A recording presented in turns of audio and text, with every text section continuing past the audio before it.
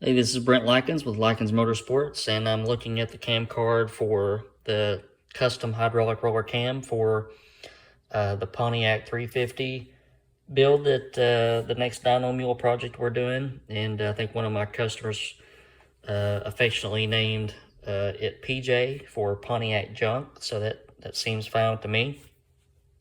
But this is, just got this cam in yesterday. Today is the first day I've really had a chance to look at it.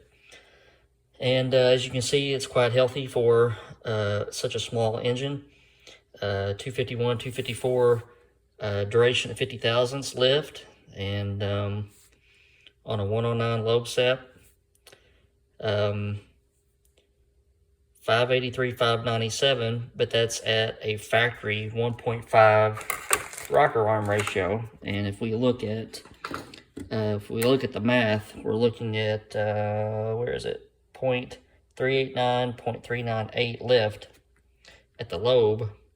So if we multiply that by 0.165, then we're looking at it almost 660 thousandths lift. So this ought to do quite nicely.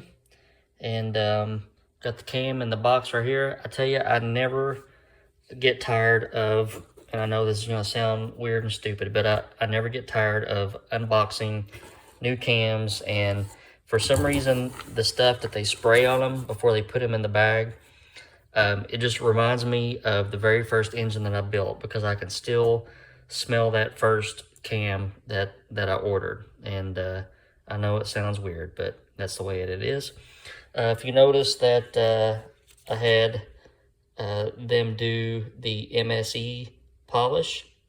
It's a micro surface enhancement, and we'll see what that looks like here in a second. But let's get the cam out of the box and go over some points of it. All right, so we got it out of the box, and this thing is just beautiful. I ordered quite a few cams, and I use this micro surface enhancement quite a bit, and it just never fails to, I mean, look at this lobe right here as I spin it. It's just a bright mirror finish, super smooth. And I told my comp rep that this engine was for me, and he threw this in as an added bonus for me for free, so I appreciate that very much. But just a beautiful piece. You can see how smooth it looks. This is a small base circle cam. I also ordered this with a 4.7 swap that's available for Pontiacs. So let's go over a couple of things that are make Pontiacs different in comparison to the Fords that I usually mess with. The Pontiac engines do use a thrust plate like a Ford to keep everything located. They are bolted through the end, and they use a Woodruff key to locate your timing sets, which is kind of nice. As you roll this over, you will notice that the journals have these through holes. And what that does is pass oil, and this is for older Pontiacs that oiled up through, they oil the rocker arms through these passages. So it doesn't really apply to us, but if you call and order a cam for a really old Pontiac, then the cores would already have these oiling holes built in. So this is a billet core. This is what comp refers to as a -11 core. Their -9 and -11 cores are billet, and just a beautiful thing. So this is a start of a new thing for me. I actually bought a new website domain the other day, custompontiaccams.com. And if you know that I own customfordcams.com, then I'm going to run this one exactly the same way. So we're going to offer some custom cams now for Pontiacs, and I'm going to have the same forum on the new website, and that anybody that wants to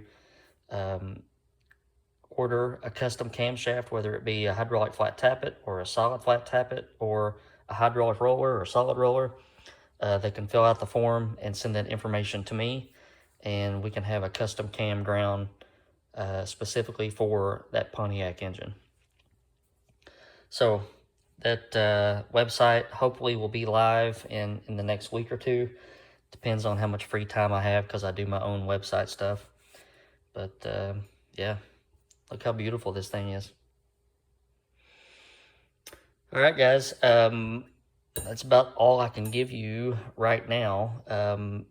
As far as the Pontiac goes, the block is at the shop that does the cleaning, where they bake it and tumble it and make it look brand new. And I haven't really bought anything for it besides the camshaft and a couple other little accessories. But I did buy a lifter bore brace from Kaufman Racing. And I think in the last video I showed how pretty much the entire top end of a Pontiac block is just open. And on higher end camshafts, it is recommended to brace the lifter bores. I'm not really doing it for that reason, because this really won't stress the block this much with this hydraulic roller. But I am doing it for the fact of windage, and I don't want oil raining down on the cam and on the crankshaft, because that's parasitic drag, and that'll rob some horsepower. So we're going to use a lifter bore brace, and I'm going to drill it and tap it for some stand pipes, and we're going to get around that. But that's about as far as we've gone so far. I do have the valves for the heads and a few other goodies, but I'll keep you posted as we make progress. All right, guys, hope you have a good weekend, and I'll make sure to show more videos as things progress. But I'm gonna sit here and look at how shiny and smooth this cam is. It's beautiful. And I got some coated, I guess I could show you that. Got some calico coated Durabond cam bearings for PJ, and that's what they look like, and just it'll make things super smooth. All right, guys, so I'll talk at you next week, and we'll catch you on the next video. You guys have a good weekend.